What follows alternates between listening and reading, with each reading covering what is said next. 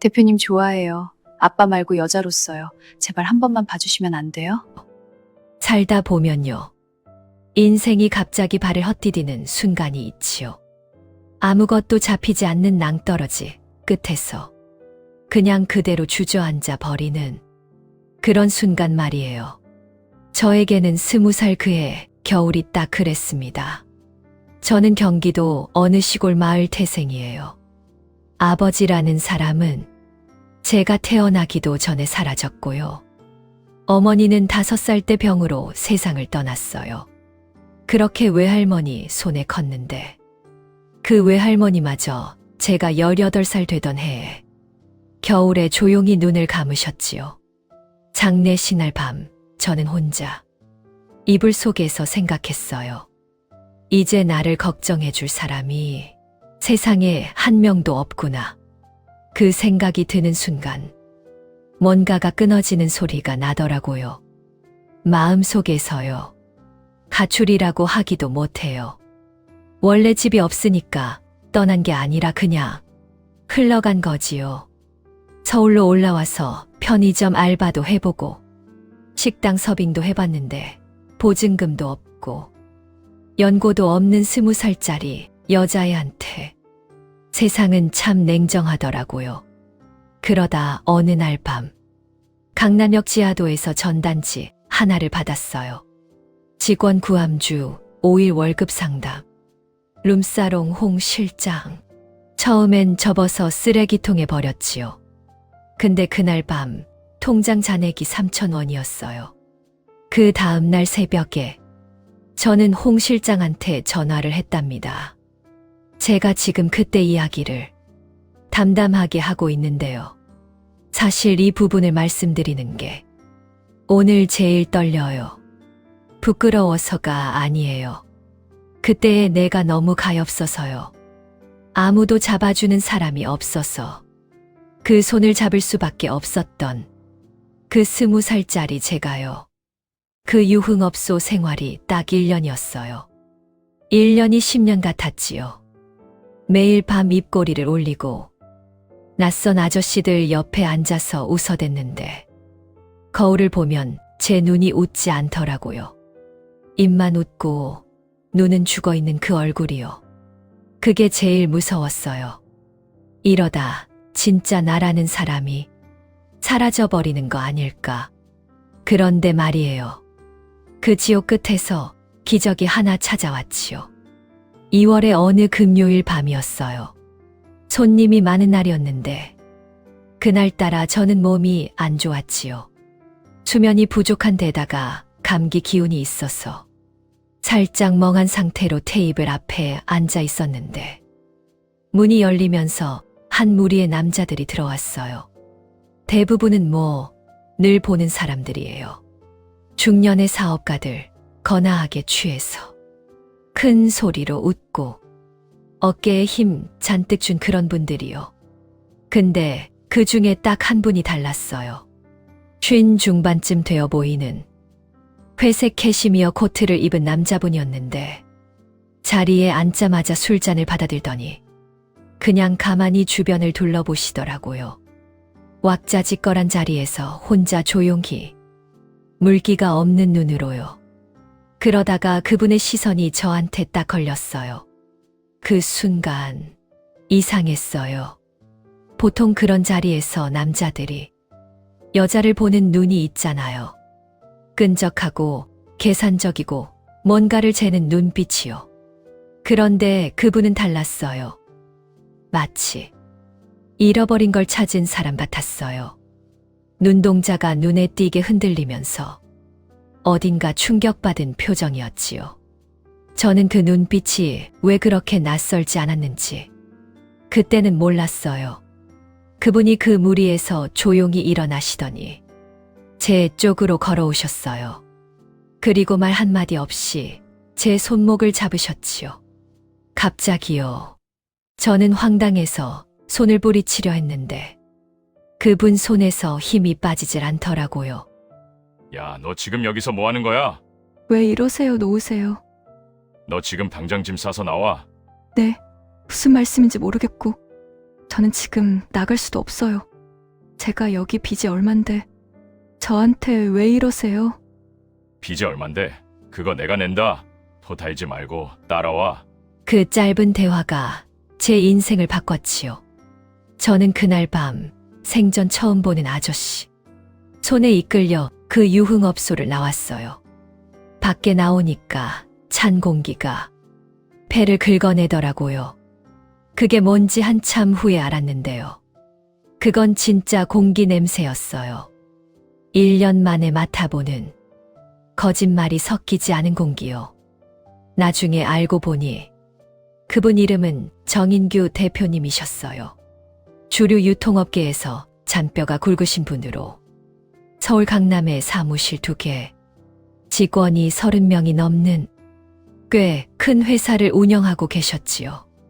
겉으로 보기엔 체격도 좋고 성공한 중년 사업가예요. 풍성한 머리숱, 큰 키, 짧게 친 회색빛 머리카락, 늘 반듯하게 다린 셔츠. 말투도 군더더기 없이 짧고 명확하고 웃을 때는 허허 이렇게 웃으시는데 그게 꼭 노신사 같더라고요. 그런데 그분에게는 남들한테 보이지 않는 뭔가가 있었어요. 아주 가끔 멍하게 어딘가를 바라보는 눈빛이요. 생각이 멀리 가버린 사람의 눈빛이랄까요.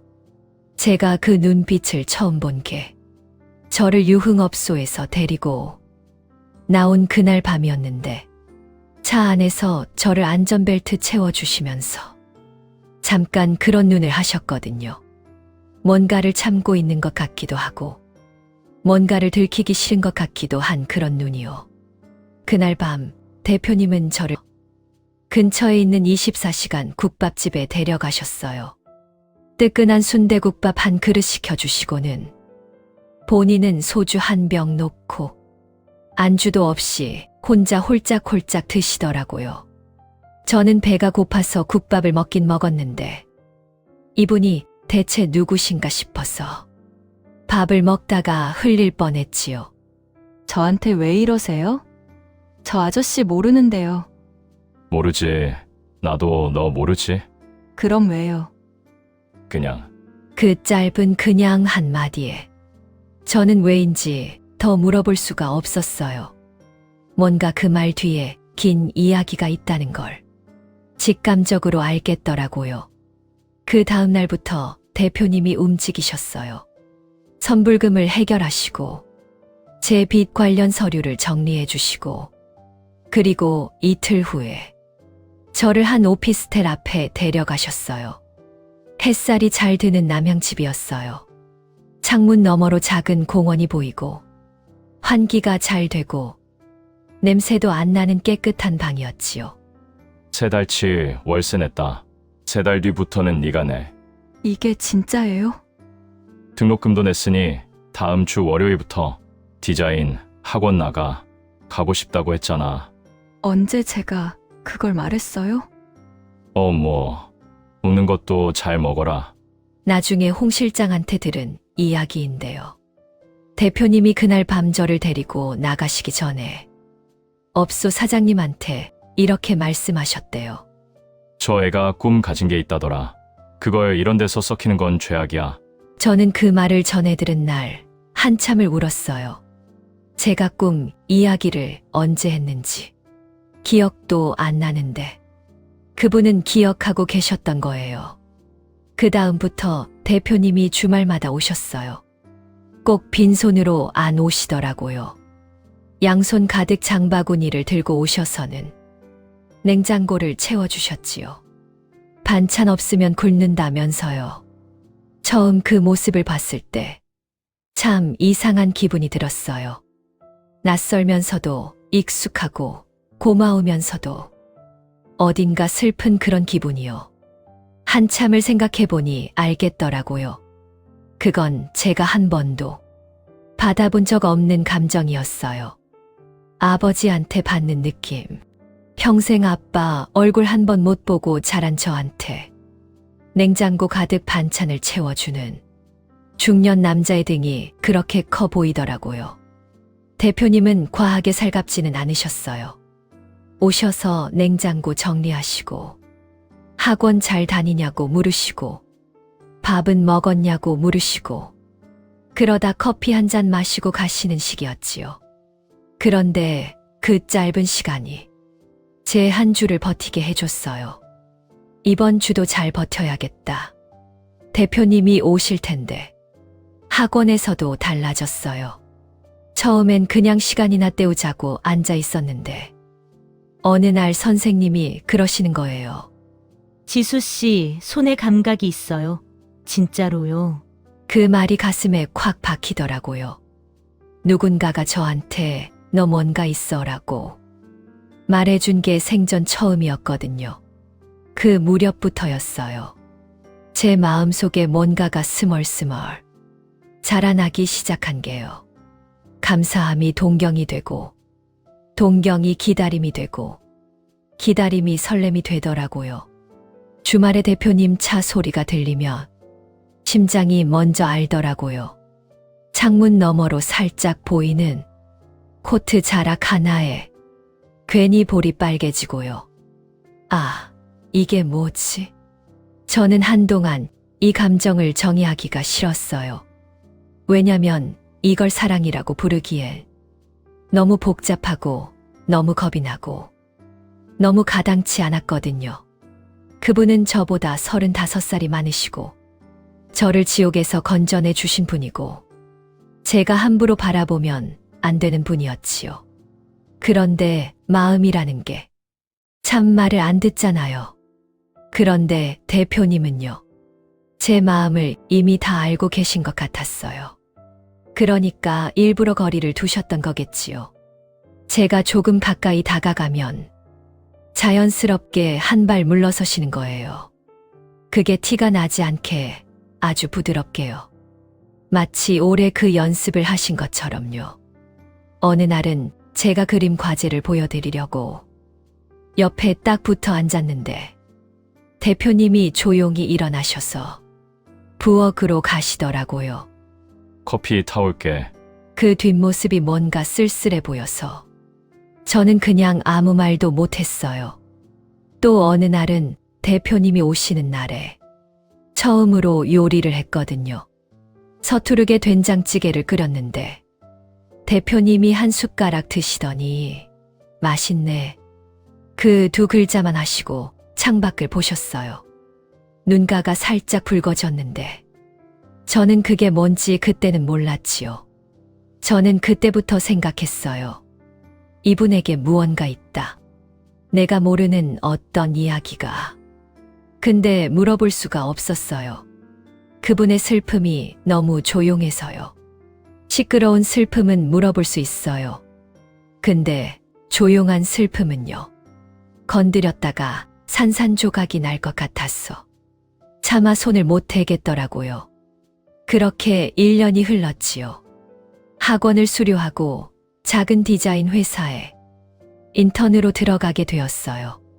저는 그게 다 대표님 덕분이라는 걸 알고 있었어요.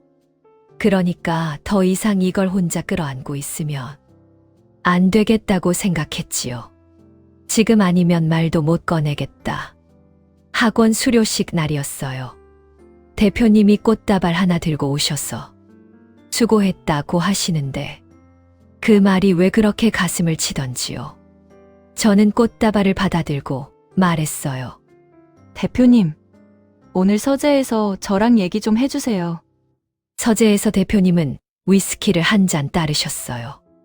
저는 소파에 앉아서 심장이 목까지 올라오는 걸 느끼면서 입을 열었지요. 대표님, 저 솔직하게 말씀드려도 돼요? 해. 저 대표님 좋아해요. 그냥 좋아하는 게 아니고 여자로서요. 이거 말하면 다 끝난다는 거 알아요. 근데 말 안 하면 제가 더 힘들 것 같아서요. 긴 침묵이 있었어요. 위스키 향이 짙게 깔린 그 서재에서 벽시계 소리만 들렸지요. 그리고 대표님이 천천히 입을 여셨어요. 지수야, 너한테 말 안 한 게 있다. 그분이 꺼낸 건 17살짜리 여자아이 사진이었어요. 작은 액자 하나를 서랍에서 꺼내시더니 그냥 제 무릎 위에 놓으시더라고요. 해맑게 웃는 여자아이 사진이었는데 저는 그 아이 눈을 보는 순간 숨이 탁 막혔어요. 저랑 너무 닮았거든요. 은서야, 내 딸이야. 4년 전에 교통사고로 우리 은서가 그때 17살이었거든. 엄마도 없이 키운 게 너무 미안했는데 그리 됐어. 지수야, 너 처음 봤을 때 그 아이가 떠올랐어. 눈웃음이 똑같아서 겁에 질린 것도 똑같고. 저는 그 순간 말을 잃었어요. 그 말의 무게를 어떻게 해야 할지 몰라서 그냥 무릎 위에 액자를 꽉 쥐고 있었지요. 그럼 저는 대표님한테 뭐예요?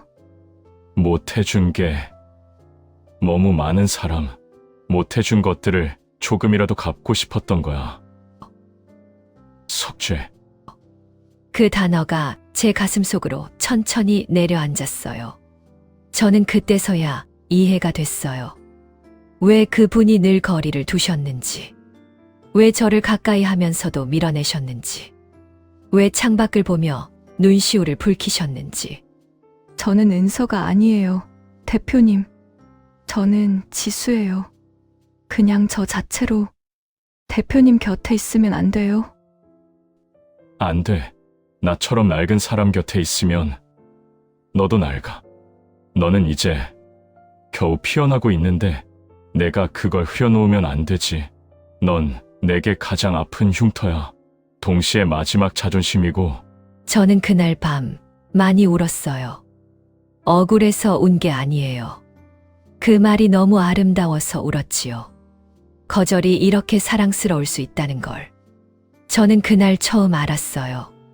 그 다음 주에 대표님이 다시 오셨어요. 손에는 두툼한 봉투 하나를 들고요. 통장이야. 지수 네가 자리 잡을 때까지 쓸 돈이야. 갚으려고 하지 마. 대표님. 그리고 내 친구 아들이 있는데 너랑 나이도 비슷하고 사람이 반듯해. 한번 만나봐라. 저는 그 봉투를 봤는데 한 30초쯤 걸렸어요. 그 30초 동안 이분과 나눈 1년이 스쳐 지나갔거든요. 냉장고 가득 반찬, 수료 신날 꽃다발, 서재의 위스키 향, 창밖을 보던 쓸쓸한 눈빛, 그리고 그 작은 액자 속의 은서. 천천히 감정을 다스리며 저는 봉투를 받았어요. 그리고 대표님의 코트 소매를 살짝 잡았지요. 대표님, 저 잘 살게요. 진짜로요. 알아, 그러니까 보내는 거야. 그분은 그렇게 나가셨어요. 뒤도 한 번 안 돌아보고요. 저는 창문 앞에 서서 그 회색 코트가 골목 끝으로 사라질 때까지 지켜봤지요. 그게 30년 전 일이에요. 저는 지금 디자인 스튜디오를 운영하고 있어요. 직원이 저 포함 내시고 자기 이름으로 된 작업물이 조금씩 쌓이고 있지요. 결혼은 했어요. 대표님이 소개해 주신 분 말고 다른 사람과 했어요. 그분도 좋은 분이었는데 그분이랑은 인연이 아니었더라고요. 결혼하고 아이 키우고 맞벌이로 열심히 살면서 아주 가끔 뵈었어요. 대표님은 지금 안 계세요. 병으로 작년에 세상을 떠났어요. 참 고마운 분이셨는데 가끔 바람이 강하게 부는 날이 있잖아요. 그럴 때 어딘가에서 담배 향이 스치면 대표님 생각이 나요. 그분이 창가에서 피우시던 그 담배 향이라 비슷한 냄새가 실려오면 가슴이 시큰하지요. 그리고 생각해요. 아, 잘 계시겠지. 그 생각하고 마는 거예요. 대표님 저 잘 살고 있어요. 대표님이 바라셨던 대로 술잔 대신 연필 잡고 살고 있어요. 이 사연을 쓰면서 생각했어요. 그분이 저를 거절한 그 방식이 어쩌면 제가 이 세상에서 받은 가장 큰 사랑이었다고요. 갖겠다고 하지 않고 지켜주겠다고 했던 사랑, 옆에 두겠다고 하지 않고 내보내주겠다고 했던 사랑. 세상에서 제일 비싸고 세상에서 제일 귀했던 그 사랑. 제 인생에 딱 하나 있었던 마지막 빈티지는 바로 그분이었습니다. 자, 이렇게 긴 이야기를 끝까지 들어주셨어. 정말 감사해요. 저는 이 사연을 쓰면서 내내 한 가지 생각을 했어요. 사랑에는 여러 가지 얼굴이 있지요. 설레고 떨리고 달콤한 사랑도 있고요. 조용하고 단단하고 묵직한 사랑도 있어요. 그리고 아마 가장 어렵고 가장 드문 사랑이 있는데 그건 바로 포기함으로써 완성되는 사랑이에요. 여러분 주변에도 계시지 않나요? 아무 말 없이 뒤에서 밀어주는 사람, 티 안 나게 길을 열어주는 사람, 자기가 빛나는 대신 당신이 빛나길 바라는 사람. 그 사람이 부모님일 수도 있고요. 오래된 친구일 수도 있고요. 아니면 어쩌면 당신이 이미 잊어버린 누군가일 수도 있어요. 오늘 하루 그 사람 한 번만 생각해 보세요. 말로 고맙다고 하기 어려우면 그냥 마음속으로라도요. 당신 덕분에 제가 여기 있어요. 그 한마디가 닿지 않아도 괜찮아요. 진심은 결국 어딘가로 가 닿으니까요. 저는 지수예요. 그 사람 덕분에 오늘도 잘 살고 있는 지수요. 이 이야기를 들어주셔서 진심으로 감사드려요. 다음에 또 좋은 사연으로 찾아올 수 있도록 구독과 좋아요로 함께 해주세요.